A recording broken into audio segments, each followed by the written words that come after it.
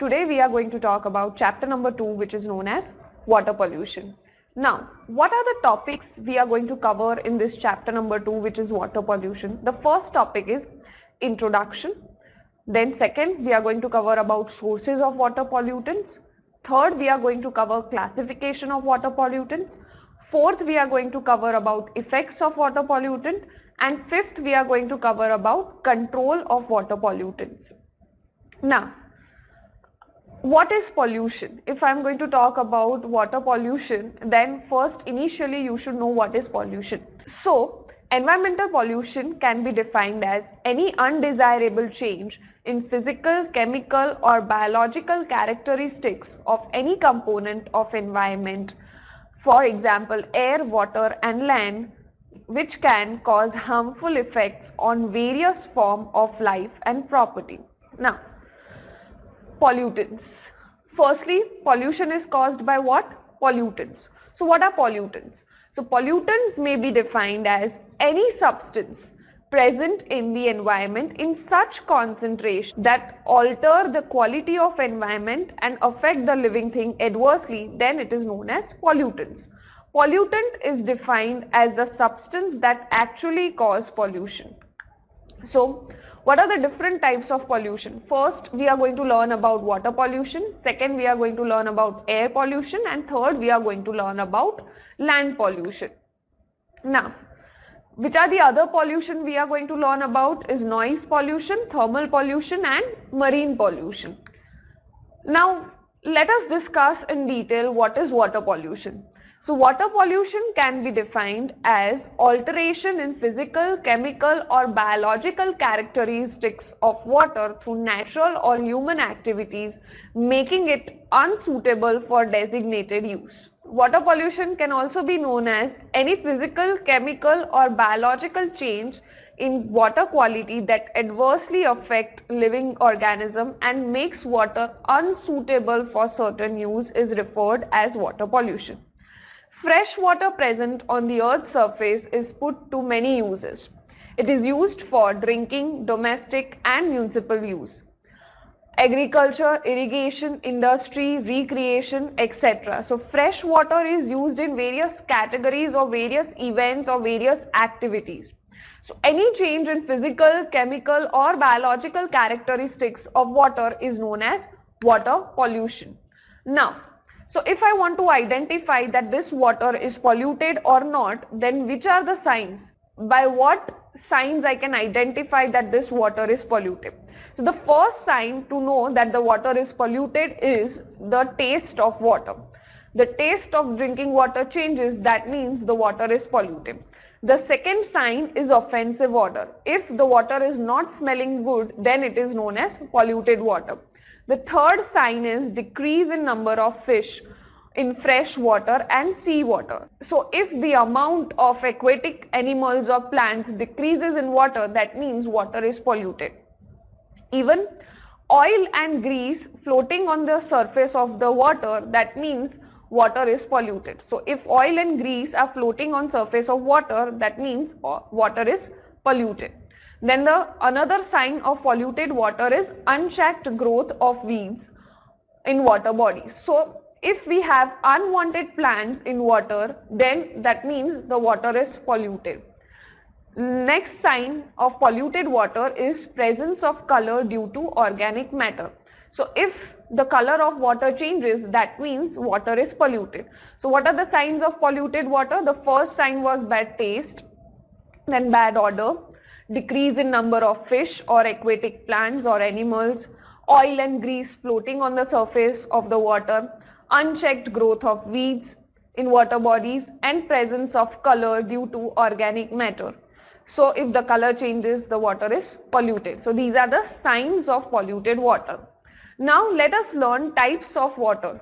So there are different types of water: pure water, mineral water, contaminated water, polluted water, tap water. So what do you mean by pure form of water? So pure form of water is in the form of H2O, also known as distilled water, the water whose composition is perfect. Nothing is excessive or nothing is less in that water. Then it is known as pure form of water whose pH is also balanced.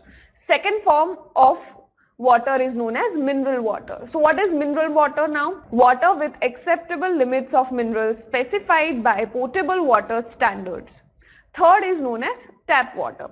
Water supplied by the concerned authority available at homes. Polluted water.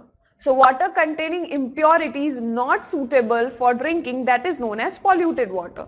Fifth is contaminated water. Water containing harmful impurities not suitable for any purpose nor even can be thrown into water bodies. So the most dangerous form of water is contaminated water, which contains impurities, and that water cannot be utilized in anything. You cannot throw that water in the water bodies also. That much amount of impurities is present in that water, and that is known as contaminated water. It is the most dangerous form of water. So now, if I want to check the quality of water, which are the three factors I am going to check? First factor I am going to check is physical parameters. Second factor I am going to check is chemical parameters. And the third factor I am going to check is biological parameters of water. So first of all, what is the physical parameter of water, or what are the physical parameters which I should check to check the quality of water? So the first parameter I am going to check is the turbidity of the water. Second parameter I am going to check is the color of the water. If the color changes, that means water is polluted. The third parameter I am going to check is the odor. If the smell of the water is not good, then it is known as polluted water. Fourth is I am going to check is taste of the water. If the taste changes, that means water is polluted. Fifth is temperature of the water. If the temperature of the water is too high or too cold, that means that the water is polluted. Now I am going to check the chemical parameters of the water. So what I should check in chemical parameters of water? So in chemical parameters of water, I am going to check solidness of water, hardness of water, chlorides present in water, pH value of water, dissolved gases like oxygen, carbon dioxide, hydrogen, sulfide. The concentration of all the gases should be in appropriate amount. If the oxygen is present, that means the concentration should be in perfect percentage. If there is increase or decrease in the percentage of gases, that means the water is polluted. So the concentration of dissolved gases should be in proper amount or in perfect percentage. So chlorides are present in water or not, pH value is perfect of water or not, it should be in standard format. Solidness of water, then I am going to check the nitrogen compounds present in the water, nitrates are present or not, ammonical nitrogen is present or not, albuminide nitrogen is present or not, nitrites are present or not, metals and other inorganic substances like fluoride, iron and manganese, lead, arsenic, iodides, boron, cadmium, these all elements or inorganic substance or metals should be present in water. So in chemical parameters, what we check? Solidness, hardness, chlorides in water, pH value of the water should be perfect, the amount of dissolved gases in the water should be perfect, nitrogen compounds like nitrites, nitrates, ammonical nitrogen, albuminide, nitrogen should be there in water. And metals and other inorganic substances like fluoride, iron, manganese, lead, arsenic, iodides, boron, cadmium, this all elements should be present in perfect amount, not in excessive amount or not in less amount. That can show that the water quality is standard or not. Water quality standard can also be measured by biological properties of water.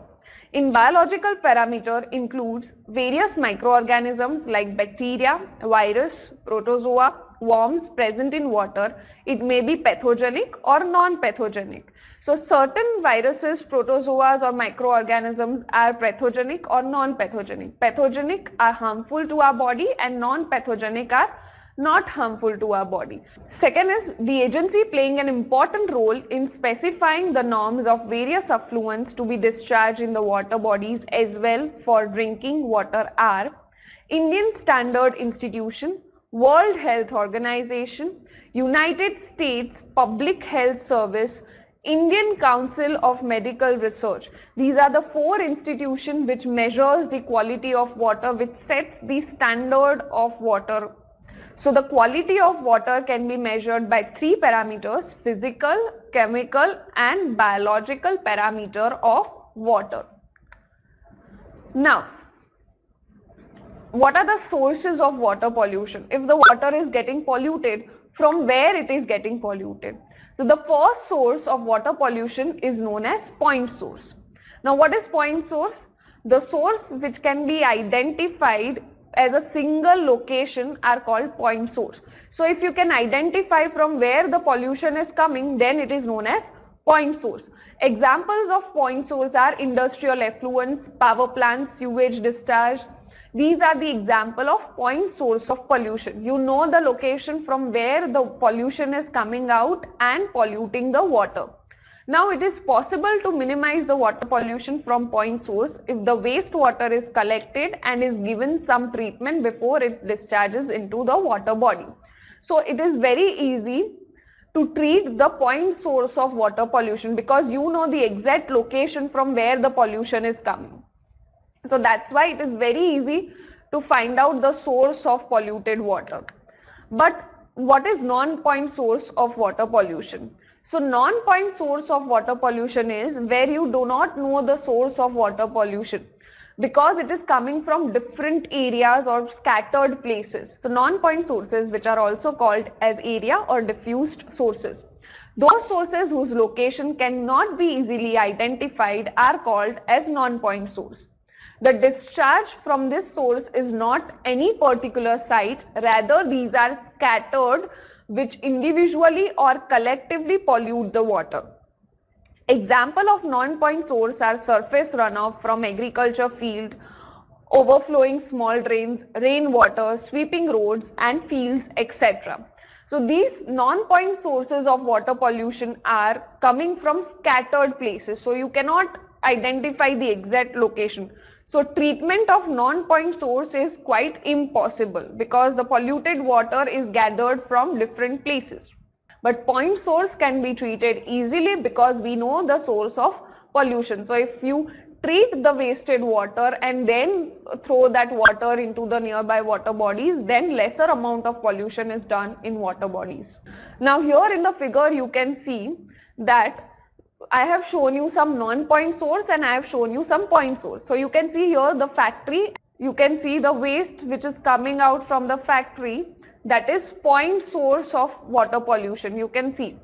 So you can see non-point source, some rural homes, city sheds, croplands, the water is collected from each of these places and that water is thrown into the water bodies. So that is non-point source. You can see easily here that these are different sources of non-point source of water pollution, and point source of water pollution is factory, right? So you can see from the factory the waste which is emitting in the water. So that is point source of water pollution, and non-point sources coming from different areas like cropland, rural homes and city sheds. So the water is collected from there and then it comes into the nearby water body. So you cannot identify the exact source and you cannot treat non-point source of water pollution. Thank you for watching this video.